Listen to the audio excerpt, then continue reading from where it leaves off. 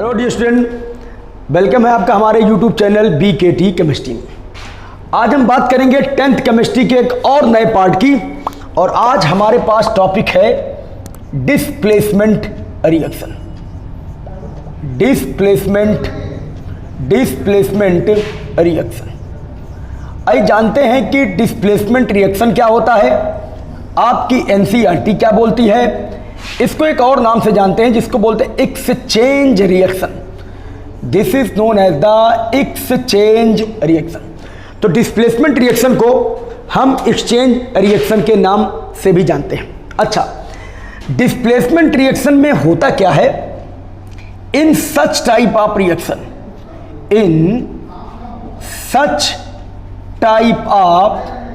Reaction, displacement of ions, एक ion दूसरी तरफ, दूसरा आयन दूसरी तरफ डिस्प्लेस हो जाता है, इसको बोलते हैं एक्सचेंज रिएक्शन। इसी को कभी कभी लोग बोलते हैं ट्रांसफर रिएक्शन, मतलब एक आदमी इधर आएगा और एक इधर से उधर जाएगा, ठीक है, किसी एक का एक्सचेंज होगा। कभी कभी इसको बोलते हैं वन डिस्प्लेसमेंट रिएक्शन। अभी मैं आपको डबल डिस्प्लेसमेंट बताऊंगा, इसी को बोलते हैं वन डिस्प्लेसमेंट रिएक्शन। कोई एक आदमी अपनी पोजीशन छोड़कर चला जाता है और कोई दूसरा उसकी पोजीशन को एक्वायर करेगा। बट एक चीज बच्चों, इस रिएक्शन को जानने से पहले मैं आपको एक रिएक्टिविटी सीरीज पर बात करना चाहता हूं। एक होती है रिएक्टिविटी सीरीज। हालांकि सीरीज तो बड़ी लंबी है और इसको याद करने का ट्रिक मैं आपको डिस्क्रिप्शन बॉक्स में दे दूंगा। मैंने एक 5 मिनट की ट्रिक बनाई है कि कैसे याद होगा। ज़्यादा डीप में आपको 12th की इलेक्ट्रोकेमिस्ट्री में पढ़ना है। इसको बोलते हैं रिएक्टिविटी सीरीज। रिएक्टिविटी सीरीज को बनाया गया है स्टैंडर्ड इलेक्ट्रोड पोटेंशियल के बेसिस पर। अब आप 10th क्लास में हैं, अब आप जानेंगे कि ये सर स्टैंडर्ड इलेक्ट्रोड पोटेंशियल क्या है, तो हजम नहीं होगा, जानना भी नहीं है। बस एक चीज जानो, कुछ मेन मेटल का नाम मैं लिख रहा हूं। रिएक्टिविटी सीरीज में आप जानो Zn होता है, Zn के बाद Fe होता है, Fe के बाद H हो गया, H के बाद Cu हो गया, Cu के बाद Ag हो गया और Ag के बाद Au हो गया। इतनी सीरीज को आप याद करते रहो। Zn is known as the zinc, Fe is known as the iron, H का मतलब हो गया हाइड्रोजन, इसी को बेस मानकर सीरीज बनाई गई है। Cu का मतलब होता है कॉपर, Ag का मतलब हो गया सिल्वर और Au का मतलब हो गया गोल्ड। आखिर ये क्या है? ये है रिएक्टिविटी सीरीज। ये है रिएक्टिविटी सीरीज। इसमें क्या होता है? इसमें जो मेटल ऊपर है वो अपने से नीचे वाले को रिप्लेस कर सकता है। जैसे किसी मकान मालिक के यहाँ कोई किराएदार रहता है, तो अगर मकान मालिक चाहे तो किराएदार को हटा सकता है, लेकिन किराएदार मकान मालिक को नहीं हटा सकता। अगर Fe चाहे Zn को रिप्लेस करने को नहीं कर सकता, Zn चाहे Fe को कर दे, Zn चाहे H को कर दे, Zn चाहे कॉपर को कर दे, Ag को कर दे, Au को कर दे। अब इस पर आएंगे, Fe के नीचे कौन कौन है? हाइड्रोजन, कॉपर, सिल्वर, Au, किसी को भी रिप्लेस कर सकता है। लेकिन ऊपर वाला मेटल नीचे वाले को तो रिप्लेस कर सकता है, लेकिन नीचे वाला अपने ऊपर वाले को रिप्लेस नहीं करेगा। इसका नाम ही है रिएक्टिविटी सीरीज। इसका नाम होता है सक्रियता श्रेणी, रिएक्टिविटी सीरीज। जो ज्यादा रिएक्टिव है वो ऊपर है, जो कम रिएक्टिव है वो नीचे। ज्यादा रिएक्टिव ऊपर, कम रिएक्टिव नीचे।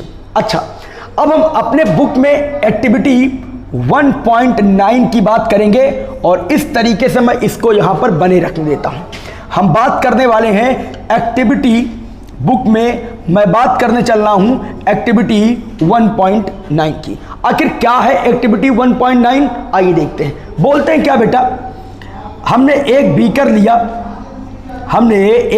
लिया और क्या करते हैं, बीकर में भर देते हैं सलूशन कॉपर सल्फेट का, CuSO4 का सलूशन भर देते हैं। लीजिए, बीकर में कॉपर सल्फेट का सलूशन भर देते हैं, जो थोड़ा सा आपको दिखता है ब्लू। कॉपर कहीं पर भी रहेगा तो ब्लू कलर आपको दिखाएगा। ये आपको सलूशन ब्लू कलर का दिखता है। अब क्या करते हैं, 2 नेल लेते हैं आयरन की। नेल का मतलब हो कीली। लोहे की 2 कील लेते हैं इस तरीके से, 1 और 2, ठीक है। हमको करना क्या है, 2 जगह कॉपर सल्फेट लेना है। अगर मैं इसको मान लूं एक्सपेरिमेंट नंबर 1 मतलब A, तो दूसरी जगह हम एक और बीकर लेंगे और उस बीकर में भी हमको कॉपर सल्फेट भर के रखना है, जिसका कलर कैसा होता है, ब्लू। इसका नाम हो गया B। समझो, एक कंटेनर A, दूसरा कंटेनर B, इसमें भी कॉपर सल्फेट और इसमें भी क्या बोलो, कॉपर सल्फेट। इसका भी कलर ब्लू और इसका भी कलर क्या बोलो, ब्लू। अब क्या करते हैं, एक यहां पर स्टैंड लगाते हैं ताकि ये बीकर हमारा टिक जाए, और धागे की मदद से एक धागा लीजिए और उस धागे में दोनों कील को बांध दीजिए। धागा लीजिए और धागे में दोनों कील को बांधकर आप उसको कॉपर सल्फेट में डुबो दीजिए, डिप कर दो। चलिए, दोनों नेल आपने कॉपर सल्फेट के सॉल्यूशन में डिप कर दी। आपने दोनों नेल कॉपर सल्फेट के सॉल्यूशन में डिप कर दी, और this is the iron nail. This is iron nail, मतलब लोहे की कील। फार्मूला हो गया Fe। याद करो, लोहे का दरवाजा, लोहे की कील, लोहे का कोई भी आइटम हो, कोई भी आइटम आयरन से बना हो, उसका फार्मूला क्या होगा, बोलो Fe। अच्छा, एक कील हम बाहर भी रखते हैं, एक कील बाहर भी रखते हैं, जिसको हम कहीं पर नहीं डालते, ऐसे बाहर रखते हैं बाद में ऑब्जर्व करने के लिए कि आखिर जो सॉल्यूशन के बाहर वाली कील है वो कैसी दिखती है, और जो कील सॉल्यूशन के अंदर थी वो हमको कैसी दिखाई पड़ती है। आइए देखते हैं हमारा एक्सपेरिमेंट शुरू।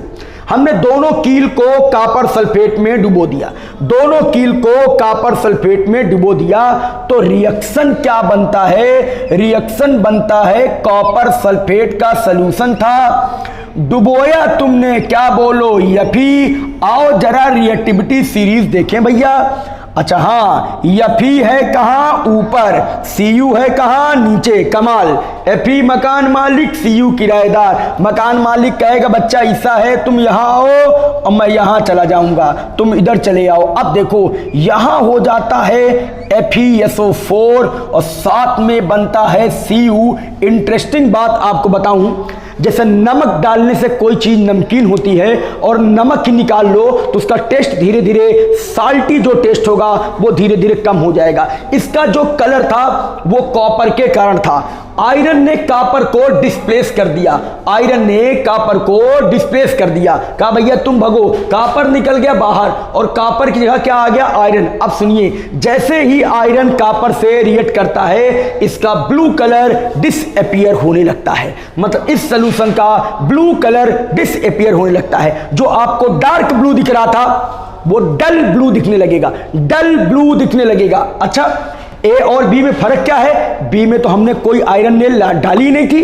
तो बी कोई रिएक्शन ही नहीं करेगा, बी वैसे चमकता रहेगा डार्क ब्लू, ऐसे डार्क ब्लू रहेगा, जबकि ए का कलर डल हो जाएगा। इससे प्रूफ हो रहा है कि आयरन अगर कॉपर सल्फेट में जा रहा है तो रिएक्शन कर रहा है। क्या कर रहा है, रिएक्शन कर रहा है। अच्छा, अब लोहे की कील को बाहर निकालो, आप देखेंगे वो कील, वो नेल जो कॉपर सल्फेट में डिप किया था वो ब्राउन हो जाएगा। कैसा हो जाएगा, ब्राउन। और जो बाहर आपने रखा है वो लोहे की कील जैसे चमचमाती रहेगी उसी तरीके से आपको दिखाई पड़ेगी। मतलब ये जो कलर वलर चेंज हो रहे हैं, इससे प्रूफ हो रहा है कि रिएक्शन हो रहा है, इससे प्रूफ हो रहा है कि रिएक्शन हो रहा है। और मैंने प्रूफ करके बता दिया कि CuSO4 प्लस Fe। अच्छा, NCERT में जस्ट इसी के बाद एक और रिएक्शन लिखा गया है, लिखा गया है Zn प्लस CuSO4। लीजिए क्या दिक्कत है, रिएक्टिविटी सीरीज सर बता ही दिए। अच्छा, Zn ऊपर कॉपर नीचे, लो Zn ऊपर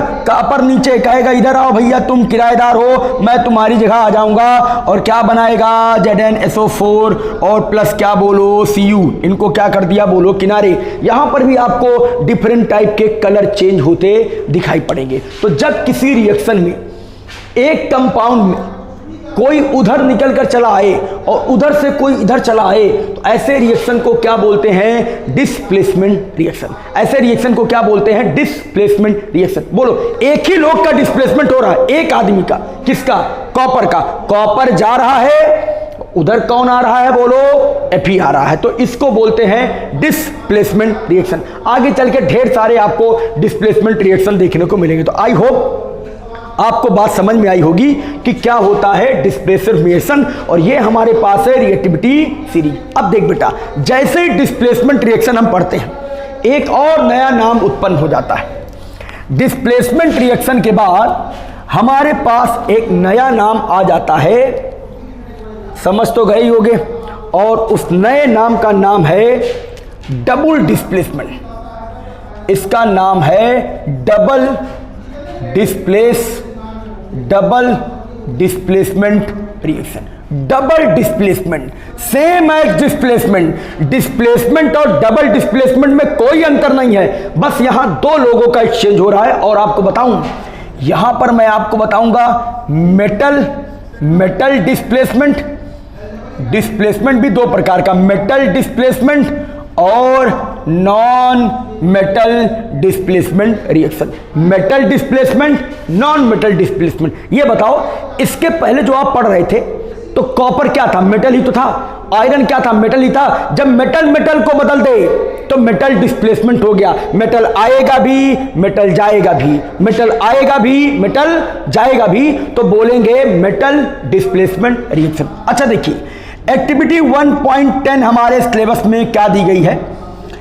एक्टिविटी 1.10 दी गई है कि हम एक टेस्ट ट्यूब लेते हैं। चलिए, टेस्ट ट्यूब तो कई बार दे चुके हैं। हम एक टेस्ट ट्यूब लेते हैं और इस टेस्ट ट्यूब में डालते हैं सोडियम सल्फेट। क्या डालते हैं? Sodium sulphate. फार्मूला बनाएं, SO4 पर होता है डबल माइनस, सोडियम पर होता है प्लस, तो यहां डबल माइनस, यहां single plus. Our formula is Na2SO4। और इस सोडियम सल्फेट में बाहर से एंट्री कर देते हैं बेरियम क्लोराइड की, BaCl2 की। किसकी? BaCl2 की। अच्छा, अब क्या है? एंट्री किया है तो रिएक्शन करेगा। रिएक्शन क्या है? अगर मैं Na2SO4 का रिएक्शन बेटा बेरियम क्लोराइड से करा दूं तो मैं इसको आयन में टूट रहा हूं।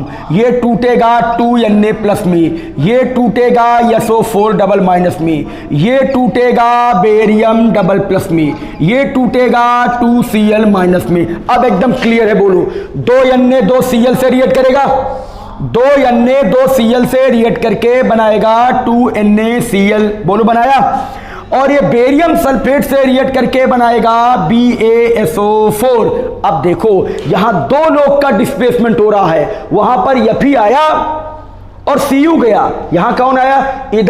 इधर से आया बेरियम, इधर से गया सोडियम। बेरियम का भी डिस्प्लेसमेंट हो रहा है, सोडियम का भी हो रहा है। इधर से बेरियम आकर क्या बना रहा है? Barium sulphate. इधर से सोडियम जाकर क्या बना रहा है? Sodium chloride. तो दो लोगों का क्या हो रहा है? डिस्प्लेसमेंट हो रहा है। तो इसको हम बोलेंगे डबल डिस्प्लेसमेंट रिएक्शन। क्या बोलेंगे? Double displacement reaction. ठीक है। अच्छा, और एग्जांपल लेते हैं।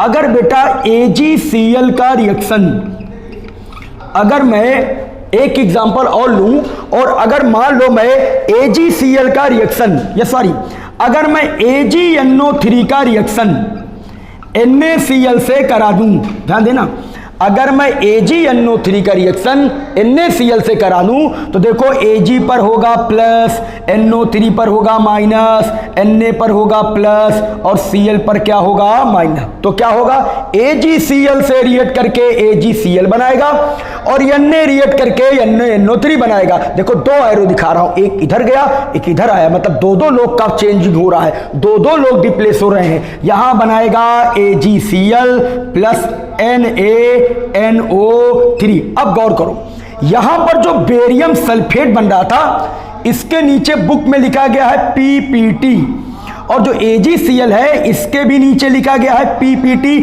आओ जानते हैं कि ये PPT क्या होता है। देख बेटा, PPT का मतलब होता है प्रिसिपिटेट। हिंदी वाले जाने, इसको बोलते हैं अवक्षेप। अच्छा, ये क्या होता है? मान लो आप किसी टेस्ट ट्यूब में रिएक्शन करा रहे हो, या मैं आपको बताऊं एक एग्जांपल। अगर इसमें वाटर भरा है टेस्ट ट्यूब में, और चाक मैं इसमें फोड़ के डाल दूं, चाक को मैं फोड़ के डाल दूं, तो हम देखेंगे कि चार्ज इसके बेस पर ऐसे चिपक जाएगा। तो जब कोई चीज पाउडर फॉर्म में नीचे कलेक्ट हो जाती है तो इसी को पीपीटी बोलते हैं। तो ये जो बेरियम सल्फेट था इसका व्हाइट पीपीटी चिपकता है, नीचे व्हाइट कलर का पीपीटी टेस्ट ट्यूब में चिपक जाता है। AgCl का भी व्हाइट कलर का पीपीटी क्या होता है बोलो, चिपक जाता है। तो रिएक्शन कराओ, कुछ मॉलिक्यूल तो डिजॉल्व हो गया, जो इनसॉल्युबल पार्ट होता, लीजिए एक और पार्ट लिख रहा हूं, जो इनसॉल्युबल पार्ट होता है, जो उसमें नहीं घुलता है, जो बिना डिजॉल्व होने वाला पार्ट होता है, वो टेस्ट ट्यूब के बेस पर जाकर नीचे बैठ जाता है और उसी को हम क्या बोलते हैं, पीपीटी। तो I hope you understand what is the displacement reaction, what is the reactivity series and what is the known as double displacement reaction। एक बात और बोलो, बेरियम मेटल है, सोडियम भी मेटल है, जब मेटल जाए और मेटल ही आए तो क्या बोलते हैं, मेटल डिस्प्लेसमेंट रिएक्शन। वो चाहे डबल हो और केवल डिस्प्लेसमेंट हो, कोई अंतर नहीं है, मेटल जाएगा मेटल आएगा तो बोलेंगे डिस्प्लेसमेंट रिएक्शन। अच्छा, एक रिएक्शन की बात कर रहा हूं, अगर मैं सोडियम मेटल का रिएक्शन पानी से करा दूं तो बेटा ये बनता है NaOH और साथ में बनता है H2 गैस। इसको बोलते हैं नॉन मेटल डिस्प्लेसमेंट रिएक्शन, क्योंकि जो हाइड्रोजन तुम्हारा निकला वो नॉन मेटल की कैटेगरी में आता है। मेटल ने रिएक्ट किया, नॉन मेटल को डिस्प्लेस किया, तो जब कोई मेटल नॉन मेटल को डिस्प्लेस कर दे तो उसको बोलते हैं non metal displacement reaction. Metal metal को मेटल डिस्प्लेसमेंट, मेटल हो लेकिन वहां पर कोई नॉन मेटल भी हो और उसको एक्सचेंज कर रहा हो तो बोलेंगे नॉन मेटल डिस्प्लेसमेंट रिएक्शन। अगर आपको वीडियो अच्छा लगा हो तो लाइक करो, सब्सक्राइब करो, शेयर करो। Thank you for watching VKT chemistry.